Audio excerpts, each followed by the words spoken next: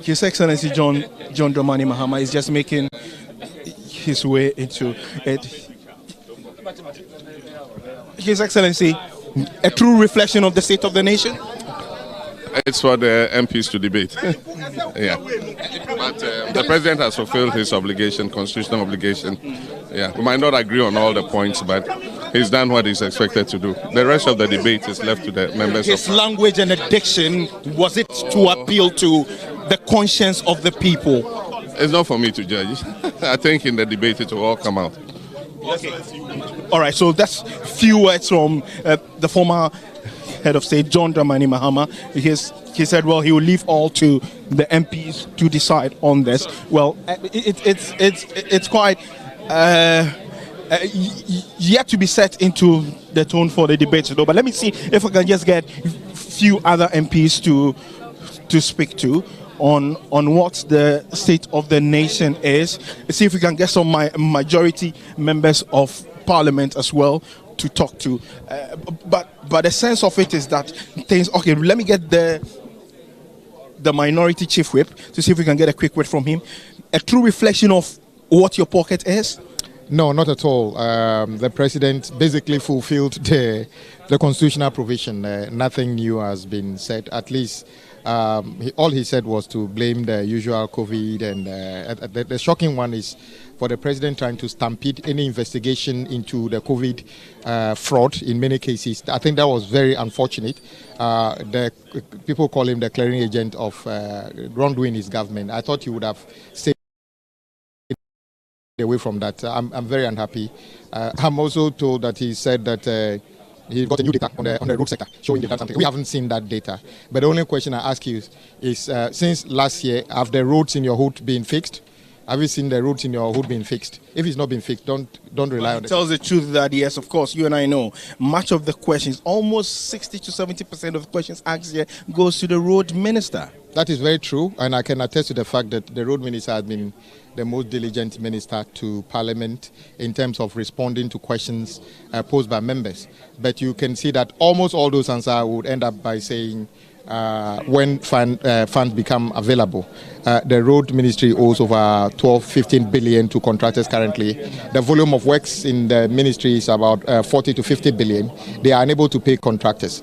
We haven't seen much improvement on our roads in our communities. The few things you see happening in Accra and other things are not enough to say that.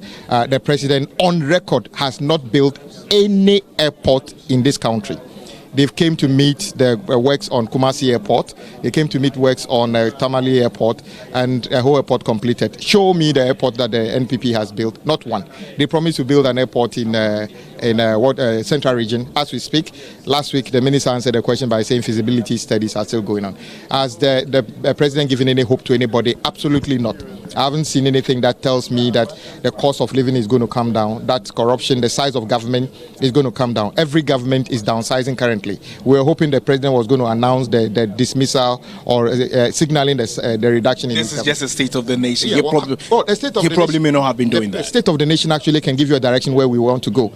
A promise to downsize government will give the indication that you recognize that you are part of the problem. He didn't say anything like that. I mean, I've never been more disappointed in the state of the nation as this. Many thanks, Kwame Govins Agboja. He is the minority chief whip. Let's try and get to the other side and see if we can get some of the minority and the majority MPs to talk to as well at this side. At least quite a good number of them may also be having some reactions to what has been going on regarding the state of the nation. I mean, you can see at this side is the mid zone for the interviews. Let's see if we can get quite a good number of them, to talk to. It's quite getting a bit difficult though to get them.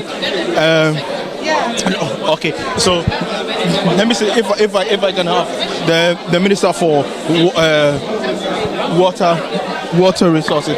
So the minister for sanitation. Good afternoon, ma'am. The president's address. 1 hour 25 minutes. I think it was well delivered, and all the essentials were touched, meaning he concentrated on the state of the economy first and then went into what we've done so far until 2020 when we had these adverse conditions in the economic space. And then the hope he's giving for me is priceless because we are on the right path, on the right trajectory. We need the confidence of all of us, the sacrifices of all of us to make sure Ghana regains its stature. And I think as a leader, we couldn't have had a better one. We thank His Excellency for the succinct way he gave the delivery. I'm very proud. He has dazzled all of us. Does this reflect the state of your pocket? I have no pockets. But I am very grateful to God for what He's giving us so far. I see my half bottle of water as half full, not half empty. God has been gracious to us. It's up to us to be appreciative and to make sure we go for the hope future that we've been giving. Because he talked about roads, technology, the drones, the economy, health, infrastructure, everything. And we've done, this government has worked so hard to be where we are. And I know that he is the right man to steer us to safety. Thank you. Yes. Talk about toilet facilities that have been built, water extension, and what have you. We had the 66th anniversary of Ghana's independence in Addo. We just finished a water project for 5 districts. We are test running very soon to be commissioned. Keta water is going on for my sector. And then we are also concentrating. You know, we want to achieve the SDG 6, which is good potable water and sanitation. When we talk about sanitation, we want to talk about the hygiene of the people. And the first and foremost place is the provision of toilets in our homes, in our institutions. And this is where we have tackled with GOG and the World Bank. In fact, I have just returned from Washington. Ghana has been chosen as a good example of best practices in the sanitation sector, as well as the wash sector in general, water and sanitation. Why? Because we have tackled the vulnerable, the peri-urban communities, to be able to bring water and sanitation to them. In Accra, we've built over 44,000 household toilets. We are replicating Kumasi 30,000 households, including institutional toilets, you see, because we have this habit of having the toilets all right. When it breaks down, then there's a problem. And people resort to open defecation. We want to eradicate that. So we want to encourage all of us to build our homes with our toilets and access to water. In fact, we are going to hammer the role of the private sector. This is to create jobs, to create revenue, and to make sure we achieve the SDG 6. Finally, are we on course on making Accra the cleanest city in Africa? It's everybody's business. You see, in Africa, it's relative. When you go to Washington, etc., in the States, all highways, you don't get them swept every day. But you don't see here, now, you don't see pockets of heaps of refuse. We've come a long way, so we are on course. I'm very happy that at least the assemblies, even now, we've achieved a lot. Once we have slums, peri-urban. All right, so that's the Minister for Sanitation and Water Resources. Let me get a quick one, like from the Deputy Minister for Education. Yes, the President has given us the true State of the Nation address. He has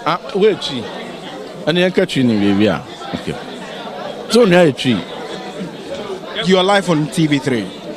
Omampani Abeka and someone at Togana Fanana Asum. In fact, Wabe present the true State of the Nation. Now, when Jabakukra Ewum, then some of the two Janensono is the true reflection of the Ewum say, a day and it has swore any Akumato Yemusronko, Emma Manfonina.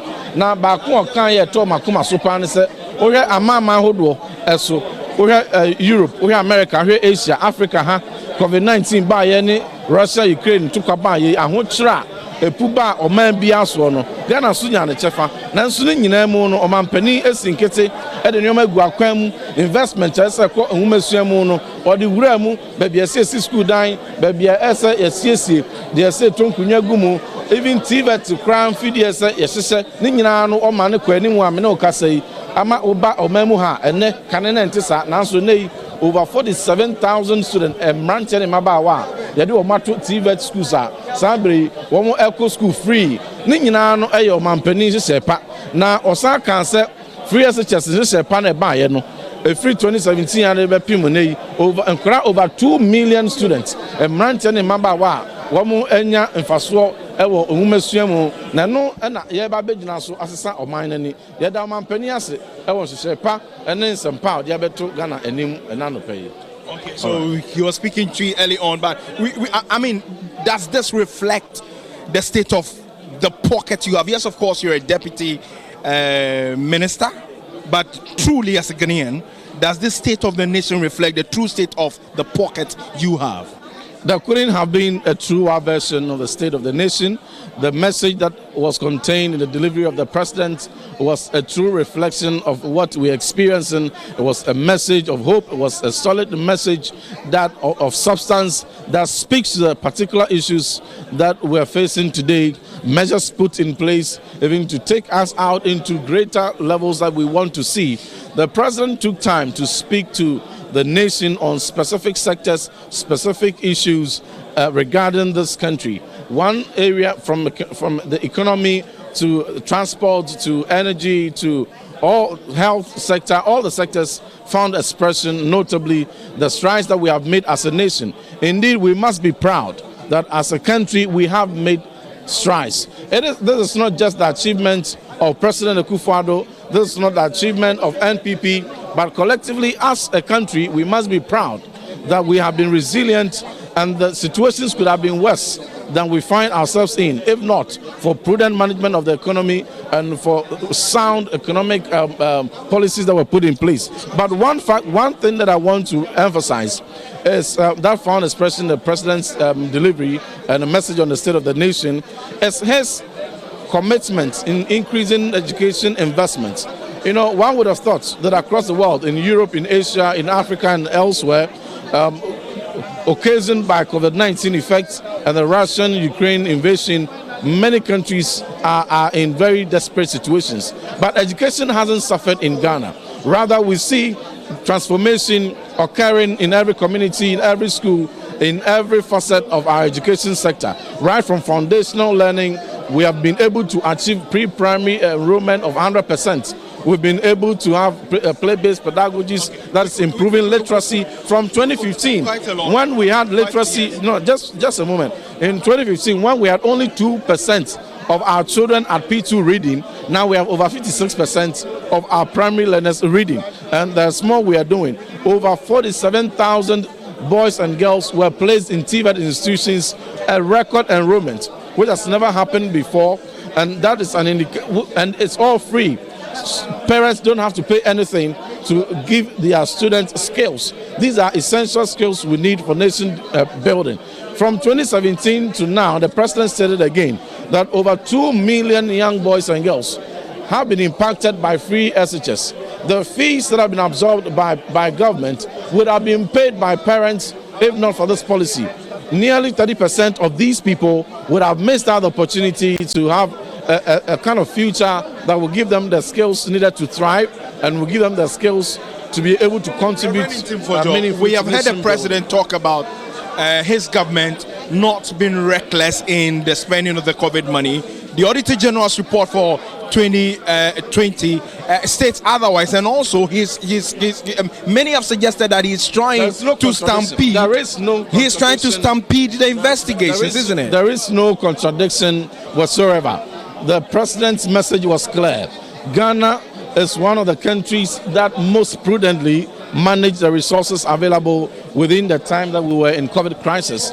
And it is well over His Excellency Nana Addo Akufo and the MPP government is acclaimed as one of the best managers of the economies during the COVID pandemic crisis. And therefore, this is not a doubt, and this is not in dispute. So this statement is in no way the prudent management of COVID resources. It's in no way contradiction whatsoever of any findings by the Auditor General. Thank you very much. Many thanks to you. That is the Deputy Minister of Education. Let me get the Eastern Regional Minister, Seti Champon. Been a while we've seen you though. If we can just go towards this side a little bit. Many have said that this is not a true reflection of the state of their pockets. Things are getting bad. The president did not offer anything substantial that will seal the deep cuts in the pockets that they have. That may be another person's opinion, but for me, as a person of this country, the president did so well by putting us through a history of events. He stated emphatically 3 years ago when he appeared before this house, when at the time I was still a member of this house, and gave us the facts as they stood. At the time, 3 years consistently running, we were in good numbers. However, 3 months after he had departed from us here, the country started going through issues. We've been in one issue to the other, to the point where we had to even decide the next leadership for the current dispensation. Some suggestions came that we had to shelve that exercise. Thanks be to God, we're able to go through and we're still here. The issues never stopped coming.